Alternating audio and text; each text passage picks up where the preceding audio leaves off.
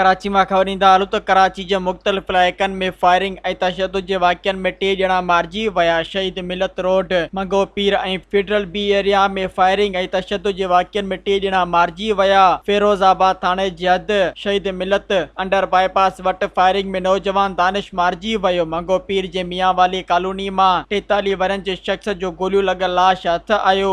FB area गुलशन शमीम मां नौजवान रुबन मसीह जो तशद्दुद थियल लाश हथ आयो। पुलिस चवण आहे त वाक़िअनि बाबति वधीक जांच हली रही आहे। जांच बाद वधीक ॿुधायो वेंदो त वाक़िआ ज़ाती दुश्मनी ते पेश आया आहिनि या फुर दौरान मज़म्मत ते खेनि क़त्ल कयो वियो आहे। मज़ीद ख़बरनि ऐं तफ़सीलात लाइ विज़िट कयो असांजी वेबसाइट www.awamiNewsHD.com ऐं ॾिसंदा रहो अवामी न्यूज़ HD।